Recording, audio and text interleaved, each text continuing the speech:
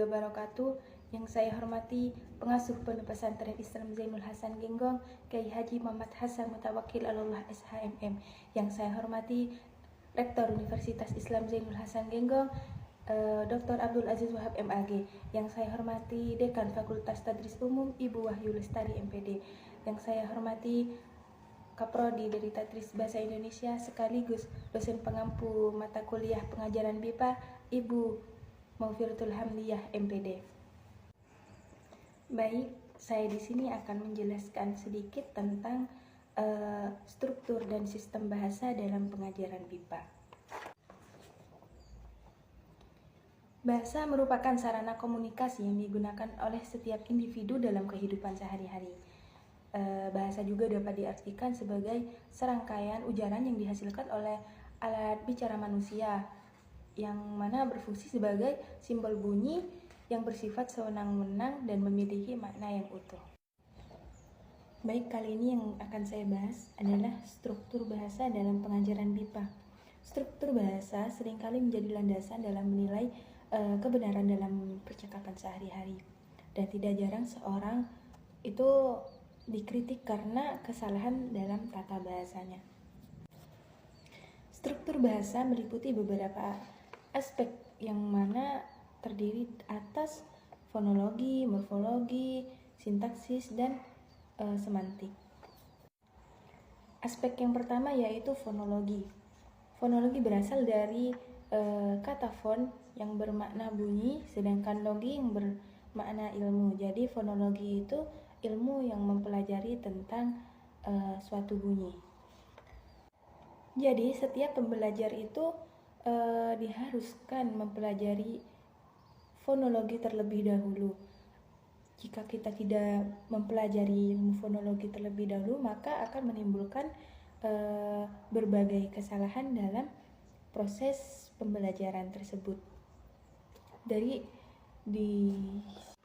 Di sini saya akan memberikan contoh kesalahan-kesalahan dalam pengucapan. Seperti halnya kesalahan dalam pengucapan P dan B yang dilakukan oleh seorang bayi. Misalnya mereka ingin mengucapkan kata mama namun terdengar kata baba. Nah, oleh karena itu unsur bunyi dalam bahasa itu sangat penting dipelajari agar pengucapan dalam bahasa sesuai dengan kaidah yang baik dan benar, sehingga dapat dipahami oleh pendengar. Aspek yang kedua di sini adalah morfologi. Morfologi adalah disiplin dalam mempelajari bentuk dan proses pembentukan kata. Jadi dalam morfologi ini terdapat dua jenis, yaitu morfem bebas dan morfem terikat. Morfem bebas adalah jenis morfem yang dapat berdiri sendiri sebagai kata yang memiliki makna. Morfem ini digunakan tanpa perlu ditambahkan dengan elemen lain, sehingga artinya langsung dapat dipahami oleh pendengar atau pembaca. Karakteristik utama dari morfem bebas ini adalah kemampuannya untuk berfungsi secara mandiri dalam kalimat, baik sebagai subjek, predikat, atau objek. Dengan demikian, morfem bebas memiliki peran penting dalam struktur bahasa, memungkinkan komunikasi yang efektif dan jelas. Adapun contoh morfem bebas ini mencakup kata-kata seperti buku, meja, kucing. Nah, ketiga kata ini dapat berfungsi sebagai subjek dalam kalimat. Misalnya, buku itu menarik, meja itu bersih, dan kucing itu lucu. Nah, morfem bebas ini tidak memerlukan kata imbuhan atau elemen lain, karena yang diucapkan itu, yang diujarkan udah jelas. Yang kedua yaitu jenis morfem terikat. Morfem terikat ini adalah jenis morfem yang tidak dapat berdiri sendiri dan tidak memiliki makna jika digunakan secara terpisah.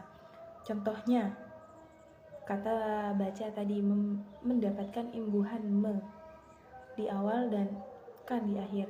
Jadi menghasilkan kata membacakan, seperti itu. Morfem terikat ini berfungsi untuk memperjelas makna dan menambah informasi pada morfem bebas. Imbuhan yang terikat pada kata dasar dapat mengubah kategori kata seperti kata-kata yang menjadi kata kerja. Misalnya, morfem peng dalam kata pengusaha menjadikan kata benda dari kata dasar usaha, menunjukkan pelaku dari aktivitas tersebut. Oleh karena itu, pemahaman tentang morfem terikat sangat penting dalam linguistik untuk memahami proses derivasi dan pembentukan kata dalam bahasa. Yang ketiga yaitu sintaksis. Sintaksis adalah cabang ilmu yang mempelajari tentang hubungan antar kata atau unit yang lebih besar dalam bahasa. Dalam ilmu sintaksis ini membahas tentang wacana, frasa, klausa, kalimat seperti itu. Aspek yang terakhir yaitu semantik. Semantik adalah istilah ilmu yang merujuk pada makna. Istilah semantik ini kemudian disetujui oleh bagian dari linguistik yang menganalisis hubungan antara tanda atau objek yang ditandakan. Jadi keempat aspek tadi itu yang saya jelaskan adalah aspek-aspek yang terdapat dalam struktur bahasa. Kemudian di sini saya akan membahas tentang sistem bahasa. Sistem bahasa adalah kumpulan elemen linguistik yang digunakan dalam bahasa tertentu dan diatur oleh pola atau aturan-aturan tertentu. Sistem bahasa di sini juga mempunyai beberapa aspek yang mana terdapat tata bahasa, kosakata, sistem ejaan, peribahasa, serta sebutan atau intonasi. Yang akan saya bahas kali ini adalah tata bahasa. Aspek tata bahasa mencakup morfologi dan sintaksis. Nah, mengapa dalam tata bahasa ini terdapat morfologi dan sintaksis saja? Karena perbedaan dari sistem serta struktur dalam bahasa itu jelas beda. Pembedaannya itu struktur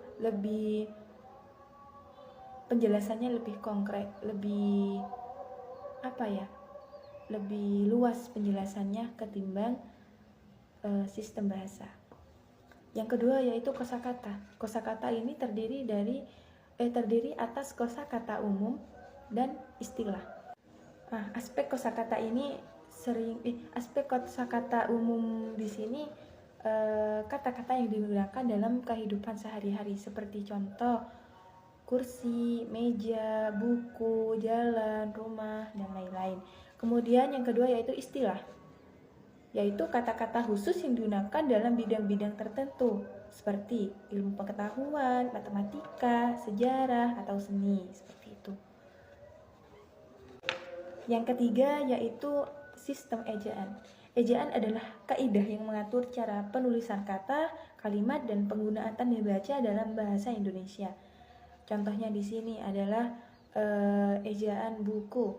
Maka seorang pembelajar BIPA itu diajarkan ejaan terlebih dahulu. Seperti contohnya ejaan buku, bu, ku, seperti itu.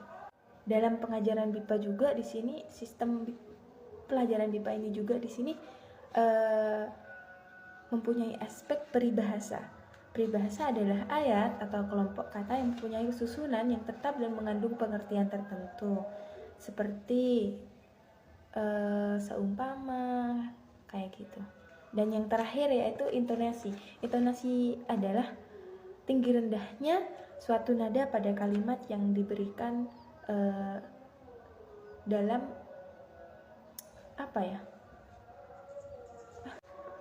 dalam suatu ujaran. Seperti contohnya, kamu sudah makan belum? Itu apa ya? Seperti itu. Mungkin itu saja yang dapat saya sampaikan. Kurang lebihnya saya mohon maaf yang sebesar-besarnya. Wassalamualaikum warahmatullahi wabarakatuh.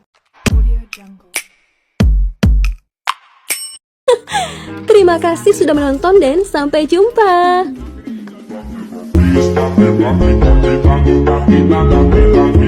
memang